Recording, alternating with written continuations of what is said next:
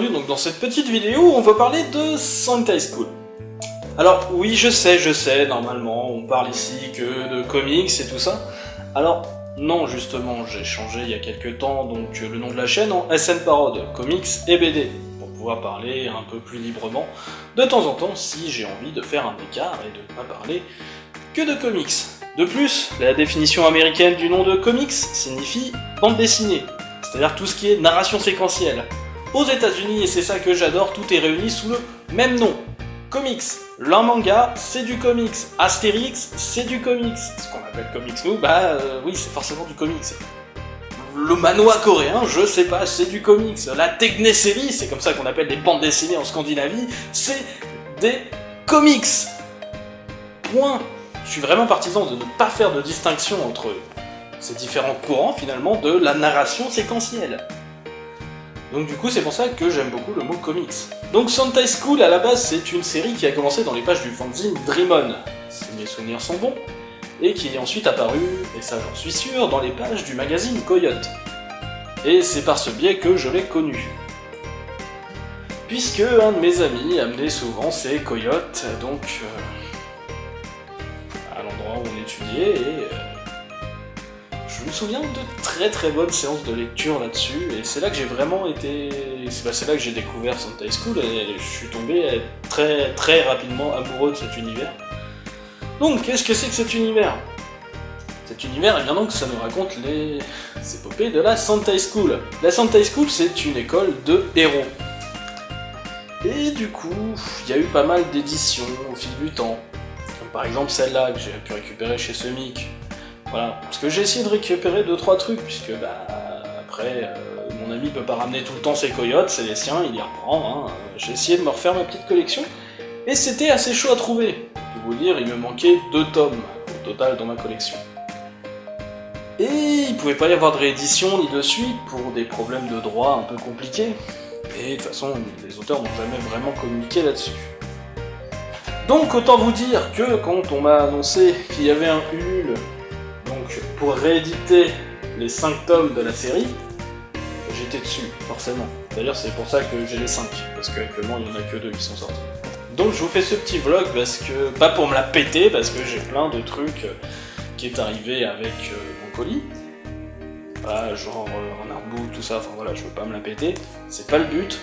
Mon but, c'est de vous présenter la série, et que vraiment vous y intéressiez. Cette série, elle a réussi à survivre grâce à l'attachement des fans. Ça me semble qu'un juste retour de continuer à montrer cet attachement maintenant que j'ai un peu de vitrine sur internet, on va dire. La Sentai School, c'est une école de héros, et même si le mot Sentai signifie en gros les super-héros japonais en collant, genre Bioman, eh bien ce ne sera pas ici le cas en fait, c'est pratiquement jamais le cas. La seule référence au Sentai qu'on peut avoir, c'est du coup la couleur de l'uniforme des écoliers, qui du coup font un peu en effet couleur Sentai, c'est-à-dire que t'as la couleur rouge, la couleur jaune, la couleur bleue, voilà. Donc du coup on va suivre les aventures donc de Caneraclor. Donc Caneraclor, c'est un robot pas fini, qui n'arrête pas de se poser des questions sur la vie, tout ça, et qui ne comprend pas très bien comment ça marche le monde des humains, puisqu'il n'est pas fini. Et du coup a énormément d'actions illogiques, et par exemple ne sait pas raconter les histoires. Il est recherché par la Grim Andersen Company pour massacre d'histoires assez courant, enfin tout ça. On a aussi donc Toa Jirara Ringals, donc qui en gros son rôle c'est un peu d'être... alors au début c'est un peu d'être le gros de service, voilà, et celui qui mange bien, tout ça. Il va évoluer petit à petit, et son prénom est une source de gags assez inépuisable. Toa, donc du coup ça arrive assez souvent qu'on fasse bah alors on va manger chez toi, chez moi, mais qu'est-ce que tu veux faire chez moi, enfin bref. Voilà, ça n'arrête pas.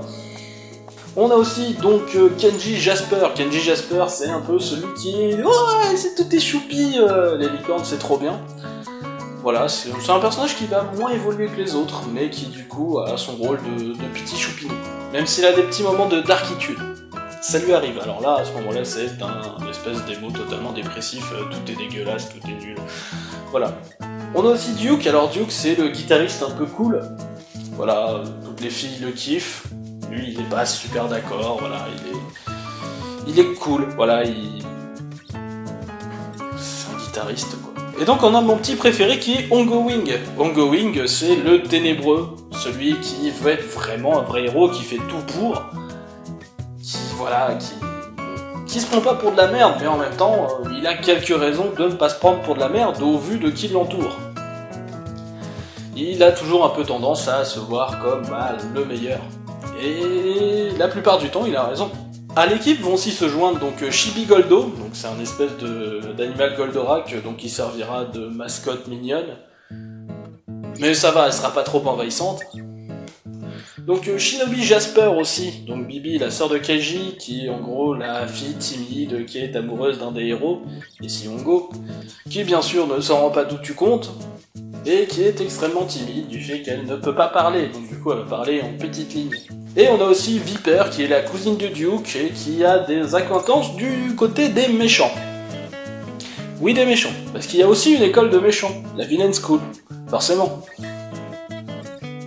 Alors du coup, au niveau des références, eh bien, on a un peu de tout. On a un peu des références donc, de manga, on a aussi des références donc, venant de dessins animés assez célèbres, venant d'autres enfances, donc, qui assez généralement sont des mangas aussi, à la base. Genre par exemple Lady Oscar, qui était un manga à la base, Albator, un manga aussi, tout ça. Et on a aussi pas mal de références aussi aux super-héros, aux comics, genre aux comics super-héroïques, ce coup-ci. Donc par exemple, en référence super-héroïque, on peut citer donc par exemple Peter Narigné, donc qui est envoyé en stage, quoi.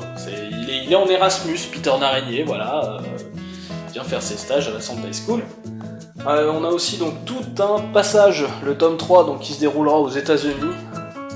Donc forcément l'occasion était trop belle, et forcément il y a tout un truc dédié aux super-héros américains là-dessus.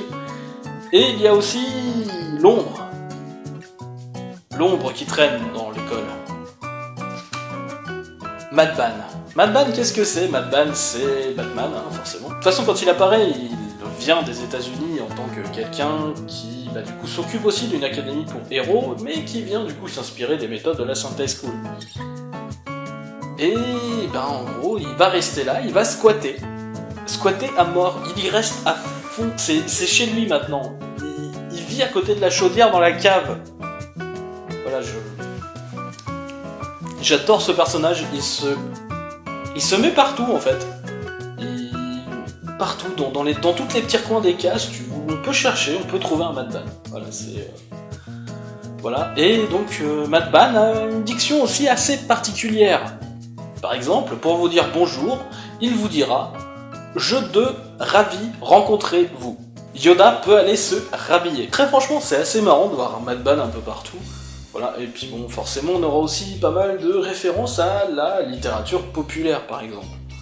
Il y a par exemple les Congelés, donc qui sont une ancienne classe sur une ancienne académie de héros qui était là il y a très très longtemps, et qui du coup, il y a une classe qui a été cryogénisée, et qui donc du coup garde les héros de l'époque. On a donc Cassie qui se balade dans l'époque, Robin des Bois, Ivanoé, tout ça, c'est super cool. On voit aussi assez souvent Rémi sans famille traîner dans la rue et se faire tabasser, voilà, faut le dire. Avec Princesse Sarah d'ailleurs, si vous adorez voir Rémi sans famille et Princesse Sarah se faire tabasser, allez-y. Alors donc du coup, si je voulais faire ce petit vlog de présentation, c'est principalement parce que j'adore cette série, je vous la recommande à fond, allez-y. Et aussi parce que cette série du coup a réussi à survivre grâce aux fans. Donc du coup, si on a pu récupérer la Sentai School, c'est grâce à un projet Ulule, donc qui a été fortement supporté par les fans. Et du coup, ça me semblait normal que maintenant que j'ai un petit espace d'expression sur internet, de leur faire un peu de pub, parce que je les adore depuis le tout début. Depuis que je les ai rencontrés, donc via ces magazines Coyote, prêtés par mon ami. Donc il me manquait les tomes 3 et 4 que je n'arrivais pas à récupérer, donc forcément, quand ils ont annoncé qu'ils allaient rééditer tout, j'ai participé, quoi. Déjà, ne serait-ce que pour avoir les 5, quoi. Surtout qu'en plus, dans ceux qui me manquaient, il y avait mon préféré, donc le tome 3 avec mon passage préféré, qui est en gros une scène où il joue Roméo et Juliette, mais Roméo et Juliette qui dure 18 actes et 34 scènes bis. Et ça part dans tous les sens. Et j'adore ce genre de truc. Déjà dans Ranma 1,5, j'adorais l'épisode où ils refont Roméo et Juliette. là c'est pareil. Les épisodes de théâtre, ça me fait toujours kiffer. Donc voilà, donc Florence Torta et Philippe Cardona, ils ont aussi fait d'autres œuvres, comme par exemple Magical Young Compon, qui est super cool, je veux dire, on est resté sur un cliffhanger extrêmement chiant parce qu'on n'a toujours pas de suite et qu'il y a toujours pas de suite de prévu, toujours pour des problèmes de droit. Alors cette fois-ci pas avec les mêmes en plus, c'est ça qui est rigolo. C'est qu'ils n'ont pas de bol à ce niveau-là. Ces auteurs, ils sont toujours un peu à voir au niveau des droits, des éditeurs qui ferment et tout ça. C'est vraiment pas de bol. Moi j'aime beaucoup ce qu'ils font. Je les ai suivis un peu partout, quoi. Même quand ils ont fait des gags, voilà, même quand ils ont fait des sketchs franco-belges que je trouve toujours un peu limite. Sketch franco-belge, c'est pas le truc qui m'attire le plus parce que ça se renouvelle très peu. Ils avaient fait la série Serge, le hamster de l'enfer, qui était assez cool, il faut l'avouer. Donc voilà, donc aussi, donc grâce au Ulule, on a financé donc le tome 6, donc, qui du coup est en cours de création. Enfin, il va commencer en cours de création une fois qu'ils auront envoyé tout pour donc ceux qui ont participé au Ulule. Moi, forcément, je viens de recevoir ça ce matin. Enfin, ce matin au moment où je tourne la vidéo. Ce sera un peu plus tard pour vous. Mais du coup, franchement, voilà, les 2 premiers tomes sont déjà disponibles à l'achat.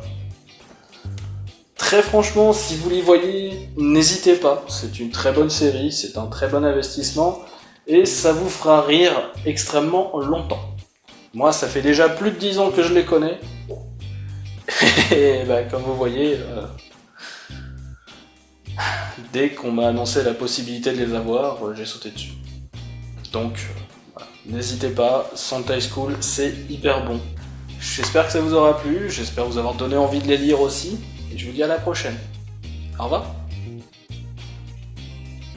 Voilà, donc on... Voilà, donc par exemple, du coup... Supporter tout ça.